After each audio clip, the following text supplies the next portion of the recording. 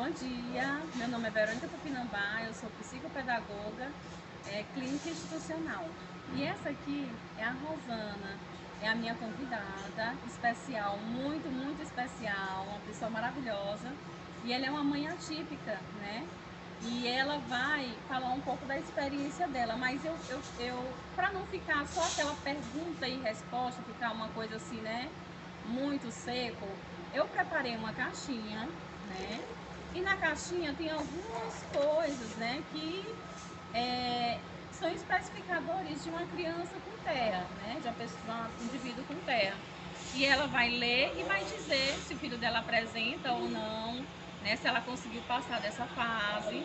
E eu queria mostrar também, ler essa frase, né, essa caixinha eu fiz para ela, esse presente para ela, né, porque ela é uma pessoa que eu acho muito forte, uma pessoa que eu aprendi a admirar muito, entendeu? No ano de 2022 foi uma tábua de salvação na minha vida. Então, ó, a maternidade atípica, ela pode ser uma jornada desafiadora, mas você é forte o suficiente para enfrentá-la com coragem e resiliência. E é isso que eu acho, que ela é uma pessoa que tem muita coragem e muita resiliência, porque para ser uma mãe atípica tem que ser muito resiliente, né? E ela é. Então ela vai tirar, não precisa tirar todas as perguntas, pode tirar só algumas perguntas, Rosana. Algumas coisas você lê aí sobre a seletividade alimentar, né? Você pode ler. Seletiva alimentar. Provoca um quadro de dificuldade no qual a criança recusa os inteiros de alimentos, chegando a consumir 2 tipos de alimentos apenas, porque não é o suficiente. No caso do meu filho José Heitor, ele é muito seletivo na alimentação.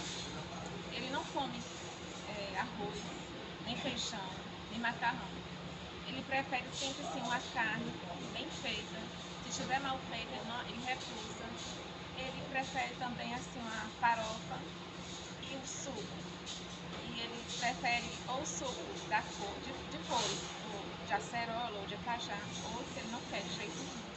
E aí, esse tempo todinho, já tentei colocar para ele se alimentar uma comida diferente, mas ele não aceita. Então eu tenho essa dificuldade com ele, nessa parte da alimentação. Muito bem.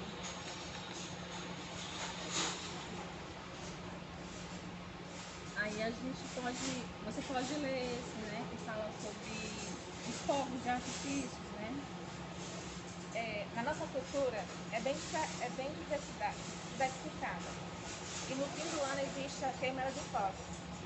A criança com autismo é essencial a som. Ajude oferecendo fone de ouvido para abafar o som durante a queima de fogos. Outra sugestão é colocar um som em ambientes agradáveis, como músicas clássicas ou preferência da criança em um volume harmonioso. Crie um ambiente seguro, mesmo utilizando as estratégias. Evite explorar a criança, aglomerações, no momento da queima de fogos. Prepare um cômodo para a criança durante o barulho. No caso do José Heitor, ele corre para mim, ele me abraça, aí ele coloca a mão nos ouvidos, aí ele prefere entrar no quarto, porque é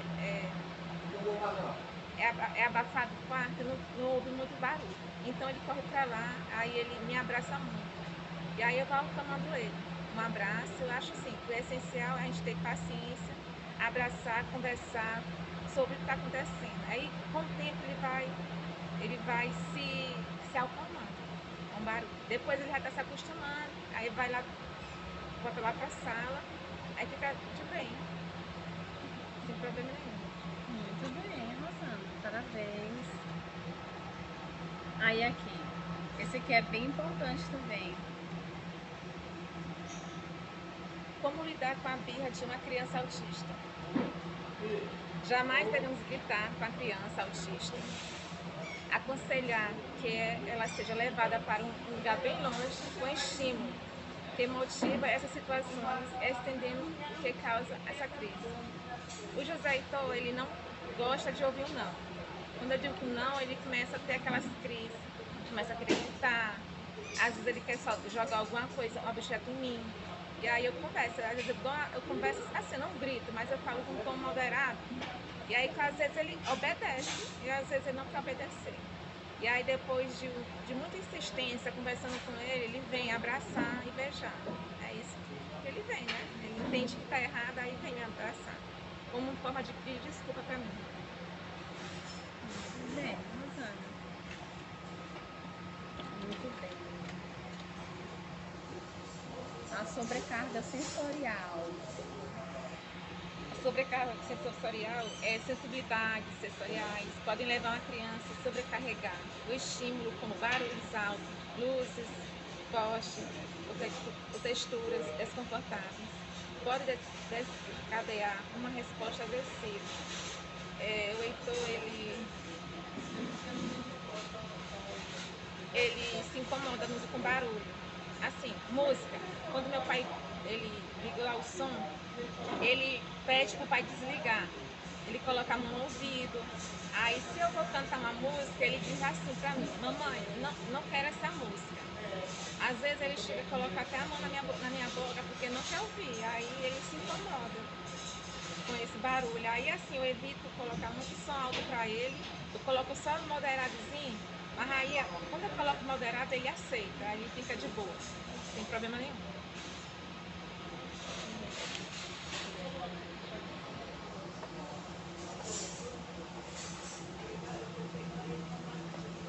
Como impor limites, né? Como impor limites a uma criança autista? Estabeleça as regras, pois uma vez que as crianças terão noção das ações que são repetidas ou não, sendo assim será possível ter conhecimento do comportamento esperado e dos limites. As regras devem ser claras para que os pequenos não tenham dúvidas, mas eles não precisam ser extremamente rígidos. O Heitor, ele às vezes ele não quer obedecer às regras que eu faço. Ele sempre bota difícil. É tipo aquela birra. Quanto mais você fala, ele fica birrando. Quando ele vê que ele tá birrando, não tá conseguindo me vencer, aí ele vai aceitando. Mas não é fácil não. Porque sempre tem que ter uma conversa. Às vezes você quer gritar, não vai adiantar nada. É conversando, é acalmando. O abraço, eu acho que é o suficiente para ele. Ele corresponde ao abraço como acalmar ele. E aí, assim ele vai atendendo os meus pedidos sem ter que estar brigando, colocando rigidez, falando com agressividade. Ele não atende. Ele vai mais birrar com a gente. E até, Rosana, até as consequências, tipo punições, né? No caso, se a criança infringir uma regra, tem que ser de acordo com a faixa etária, né? Não pode, como o pai falou, não pode ser rígido demais, né? Porque às vezes tem pais que impõem situações muito rígidas, né? Extremas para a criança que nem é para a idade, né? De acordo com a idade dele. E isso causa mais frustração, né? E afeta a criança, o desenvolvimento dela. Exatamente. Vamos ver outra coisa aqui.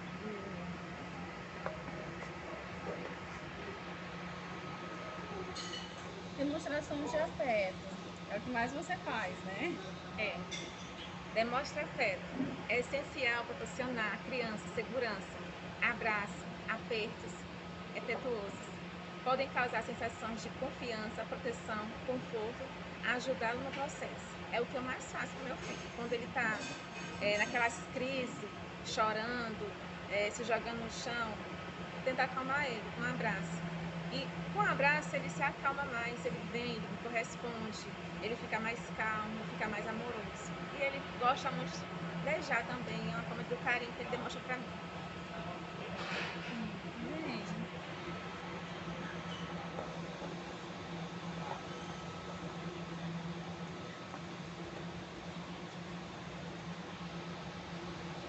Aí aqui fala sobre a seletividade alimentar, como você falou, né, da dificuldade que ele tem, e aí vai falar um pouco, Rosana, de como pode ajudar, de como você pode fazer, né? E as mães também que passam por essa dificuldade podem fazer para ajudar. Como ajudar meu filho autista com seletividade alimentar? Comece com algo que ele pareça em sabor ou textura, com algo que ele já aceite comer. Ou se preferir, algo que ele já tenha comido sem problemas no passado. Com este novo alimento, comece com porções ou mordidas bem pequenas, mas pequenas mesmo, não é adequado sobrecarregar a criança. Assim, no meu caso, eu estou tendo muita dificuldade com o José Heitor. Uma vez eu falei com a nutricionista, ela disse assim, mãe, para poder ele comer alguma coisa, você tem que procurar outras pessoas para poder tentar comer, para poder aceitar a alimentação. Eu já tentei fazer disso, de querer comer com outra pessoa, mas só que ele não aceita. Então, eu acho assim, tem que ter muita paciência, né, para poder lidar com o José Heitor. Assim, tem muitas coisas que eu não sei. Estou tentando com ele procurar uma forma melhor para poder melhorar a situação dele. E não é fácil, não é fácil.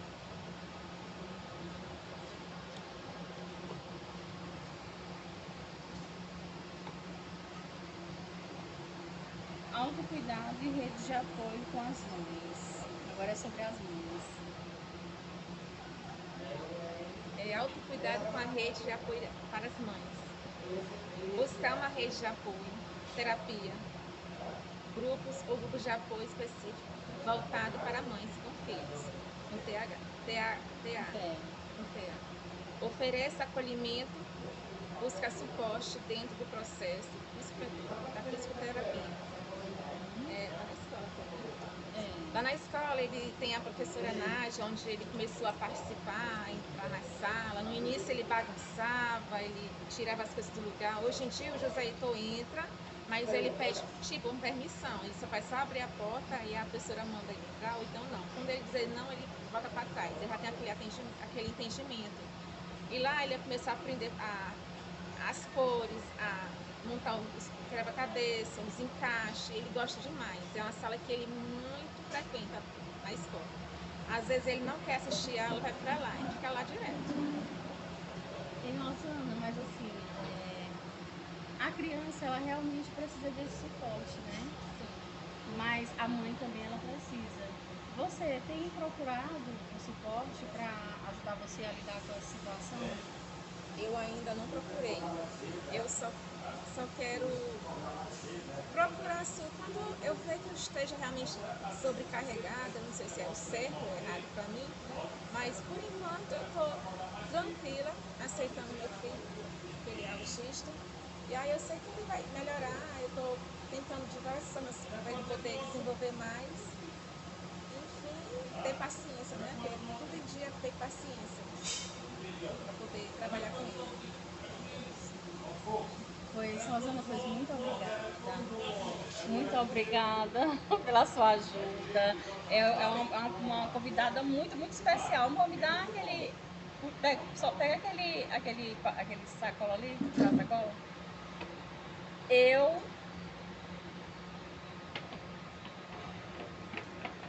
Aqui, isso. Eu comprei um presente, na verdade é uma lembrança para você, né? Porque toda mulher merece cuidado todo dia, né? Todo dia. E você não é diferente, você merece mais cuidado do que todas, porque você é uma mãe muito especial. E esse presente é para você. Obrigada. Muito obrigada. Beijo. Olha, curtam, compartilhem, comentem, tá bom? Compartilhem com mães que precisam também dessas orientações, né? E obrigada.